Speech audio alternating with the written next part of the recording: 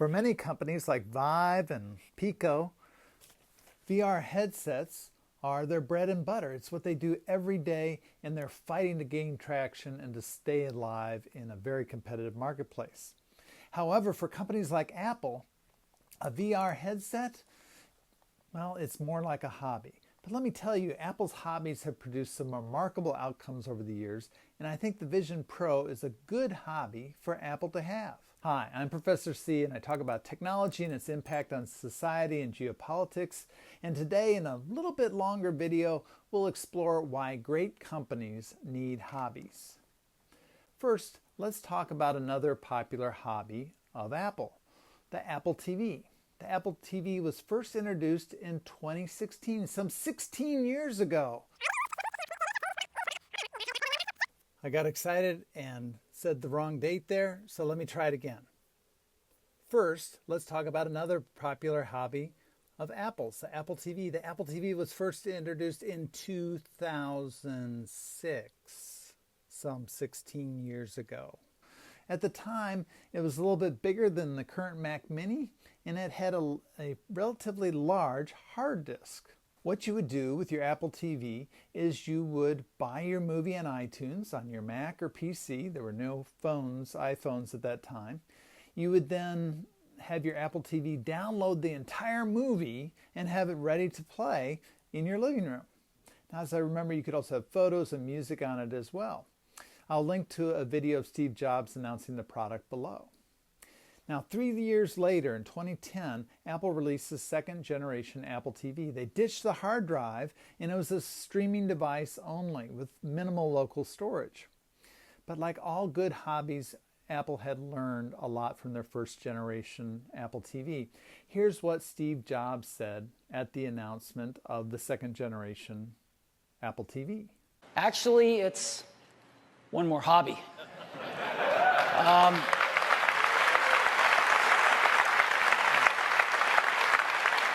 So, of course, we're talking about Apple TV. Now, we introduced Apple TV 4 years ago. And we've sold a lot of them, but it's never been a huge hit. And nor is any other competitive product. Nothing's really hit in the living room yet. But we talk to people that use Apple TVs, and they love them. They absolutely love them and use them a lot. So what have we learned in the last 4 years? What have we learned from our users? Well, we've learned a lot. The first thing is, the number 1, 2, and 3 thing they want is they want Hollywood movies and TV shows whenever they want them. It's that simple. It's not really complicated. They want Hollywood movies and TV shows. They don't want amateur hour. They want professional content. And they want everything in HD. The HD revolution is over. It happened. HD won. Everybody wants HD. They like to pay lower prices for content, right? The lower the prices, the more they're going to watch. They don't want a computer on their TV. They have computers. They go to their widescreen TVs for entertainment, not to have another computer. This is a hard one for people in the computer industry to understand, but it's really easy for consumers to understand. They get it. They don't want to manage storage. When you buy a bunch of movies and TV shows, you have to manage them because you don't want to throw them away. You just bought them. And so you have storage management problems. Your hard disk starts to fill up. What are you going to do? People don't want to think about managing storage. They just want to watch movies and TV shows. And they don't want to sync to a computer. Most of them haven't even figured out what that is. They want to pull some content off their computer, but they don't want the syncing stuff. It's too complicated. And they want whatever hardware we have to be silent, cool, and small. Right? Not too hard to understand. So this is what we've learned, and it's really quite a bit different than a lot of other companies think. And either we're right or we're wrong, but this is what we've heard from our customers. And so we've made something new for them. This is the current Apple TV We are introducing the second generation of Apple TV today, and this is what it looks like.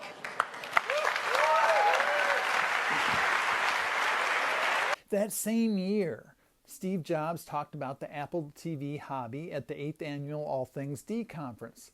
This is a little bit longer clip, but watch it and you can see Steve describing the TV and the set-top industry and all the problems that this industry had.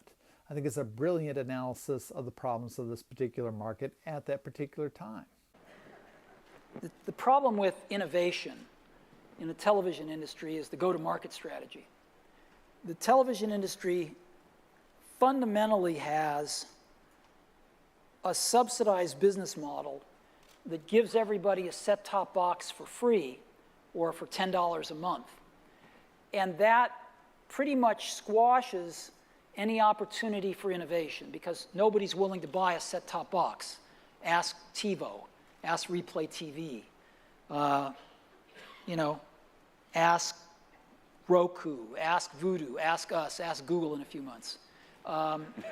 So all you can do, Sony's tried as well. I mean, Panasonic's tried, a lot of people have tried. They've all failed. So all you can do is add a box onto the TV system. You can say, well, gosh, I noticed my HD TV has a bunch of HDMI ports on it. One of them is coming from the set-top box, so I'll just add another little box with another one. Well, you just end up with a table full of remotes, cluster full of boxes, bunch of different UIs, and that's the situation we have today. The only way that's ever going to change is if you can really go back to square one and tear up the set-top box and redesign it from scratch with a consistent UI across all these different functions and get it to the consumer in a way that they're willing to pay for it.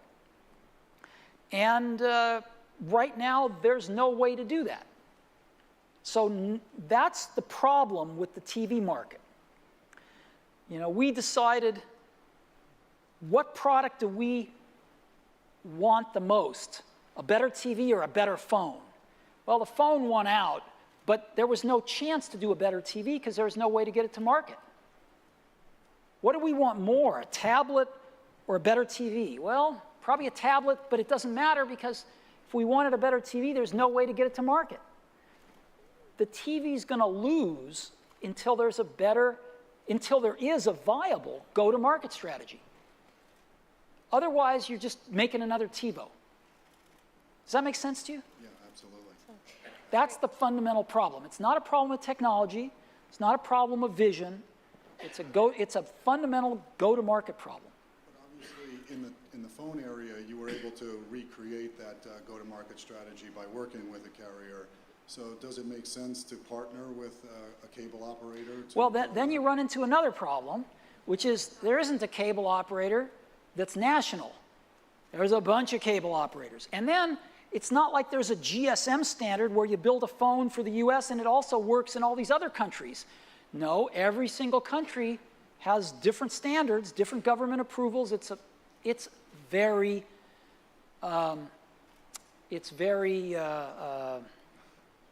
what's the right daunting word? challenge. Tower of Babel-ish, you know, or that's not the right word. Balkanized. It's very balkanized. So I'm sure smarter people than us will figure this out. But that's why when we say Apple TV is a hobby, that's why we use that phrase. Now, what Apple TV did for Apple, what this hobby did for Apple, was to get them into a market that was fraught with problems and complexity without going all in. They learned a lot about user behavior, the market, and they had a launching pad for when somebody else stumbled. I could play more clips, including one from Apple's current CEO, Tim Cook, when he called the Apple TV a beloved hobby during an earnings call in 2014. But instead, let's ask, what has happened as more and more companies have moved into the streaming business? Well, there's been several stumbles by the traditional players and opportunities for Apple have opened up. HBO was the service that everybody wanted to have and was probably the best scripted television in the world. But the streaming wars escalated and the HBO brand has suffered and has had a major setback after Discovery and Warner Media merged and CEO David Zaslav pulled HBO under the Max umbrella. I guess he just likes burning brand equity or something. I'm not really sure why in the world you do that. But I ask you, where is some of the best TV today? Well, it's on Apple TV Plus. Apple TV Plus is the streaming service that people want to have. It has contributed enormously to their bottom line, as Apple now has over $1 billion of revenue from services every year. And that service has benefited greatly from all they learned over the last 16 years of watching how users behave with their streaming service, what they like to watch, all that kind of good stuff. Now I ask you, what other market is filled with lots of competitors, essentially gives away its headsets to customers in order to lock them into a market, and a killer app has yet to emerge?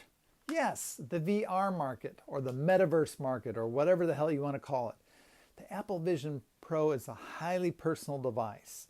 I've talked with Apple about it. They said do not buy it for student use when it's going to be every student's going to try and share one headset because it's highly personal. They're learning all sorts of stuff about machine learning, how to make that interaction with a user seamless, okay? So this is their first generation. Think of it like the original Apple TV. It's a great hobby for Apple to be in. By having this hobby, Apple's going to learn a ton about VR, the metaverse, and all that kind of stuff. And in 16 years from now, well, I bet you we're going to be looking back and say that Apple headset was the start of a chain of events that have kicked off some new way that Apple is dominating a certain market segment. We could also do another video entirely about how Apple wants to be a company that stays around for the next 100 years. Okay, that's been a goal of Steve Jobs, and to make a brand that lasts over time. But like I said, that's probably another video. We could also make another one about those companies that had great hobbies like HP, but then gave up their hobbies and now extort us for ink prices, I guess. I don't know what HP really contributes to the world anymore, but they were once a brilliant company. They're why Silicon Valley is called Silicon Valley. It's not because of Google and all that more recent stuff. It's for companies like HP, which are just a shell of their former selves. But I'll leave those to other videos in the future, and I will just say thank you for watching, and for God's sakes, if you've made it this far, please subscribe.